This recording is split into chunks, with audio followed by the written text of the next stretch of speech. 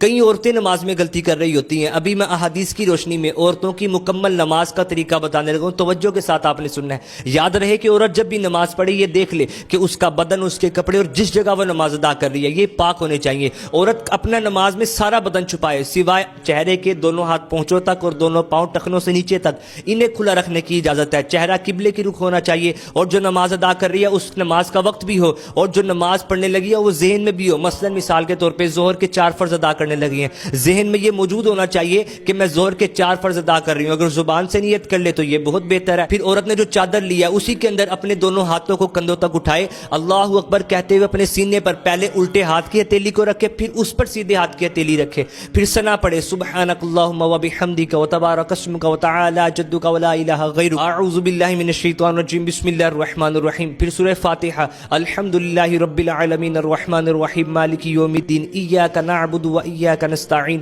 اهدنا الصراط المستقیم صراط الذین انعمت علیہم غیر المغضوب علیہم ولا الضالین. آہستہ سے آمین کہہ کر پھر قرآن پاک کی کوئی سی 3 آیات، یہ چھوٹی سورت مثلا بسم اللہ الرحمن الرحیم قل هو اللہ احد اللہ الصمد لم یلد ولم یولد ولم یکن لہ کفوا احد. پھر رکوع میں صرف اتنا جھکے کہ ہاتھ گھٹنوں تک پہنچ جائے. رکوع کی تسبیح 3 مرتبہ پڑھیں سبحان ربی العظیم، پھر سمع اللہ لمن حمدہ کہتے ہوئے بالکل کھڑی ہو جائے، ہاتھوں کو بالکل سیدھا چھوڑ دے، پھر پڑھے اللہم ربنا ولک الحمد. پھر جب سجدے میں جانا، یاد رہے کہ سجدے میں جاتے وقت پہلے گھٹنے لگیں پھر ہاتھ لگے، پھر ناک کی ہڈی اور پیشانی، اور ناک کی صرف نوک لگنا ضروری نہیں ہے سجدے میں بلکہ ناک کی ہڈی لگائی جائے گی اور پیشانی کو خوب جمایا جائے گا. اور عورت خوب سمٹ کر سجدہ کرے، سجدے میں اپنے دونوں پاؤں سیدھی طرف نکال دے، پھر سجدے کی 3 مرتبہ تسبیح پڑھے سبحان ربی الاعلی سبحان ربی الاعلی. اور پھر جب دونوں سجدوں کے درمیان بیٹھے گی جسے جلسہ کہا جاتا ہے، جلسے میں 1 سبحان اللہ کہنے کی مقدار بیٹھنا ضروری ہے. بہتر ہے یہ تسبیح پڑھ لیں اللہم اغفر لی،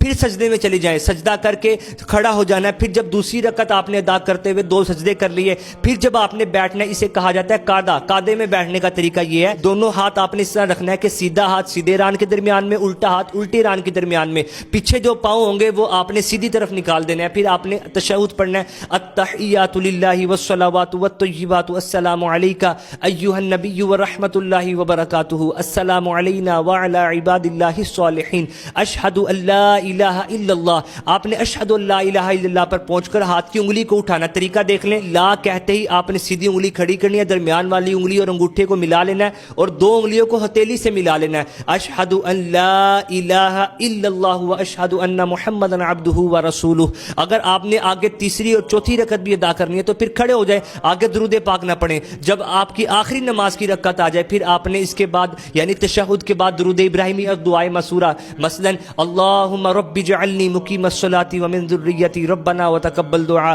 ربنا اغفر لی ولوالدی وللمؤمنین یوم یقوم الحساب. پھر آپ نے سیدھے کندھے کی طرف دیکھ کر السلام علیکم ورحمۃ اللہ، پھر الٹے کندھے کی طرف دیکھ کر السلام علیکم ورحمۃ اللہ. یہ آپ کی نماز مکمل ہو گئی. لیکن یاد رہے نماز کے بھی بہت سے مسائل ایسے ہیں جن کو ابھی بیان نہیں کیا گیا. انشاءاللہ آپ تک ان مسائل کو پہنچایا جائے گا. جو نماز کا طریقہ بیان کیا گیا اس کو خود بھی دیکھیں اور دوسروں کو بھی شیئر کریں. اگر آپ کی وجہ سے کوئی نماز کا درست طریقہ سیکھ جاتا ہے تو اس کا آپ کو بھی ثواب ملے گا، مجھے بھی ثواب ملے گا.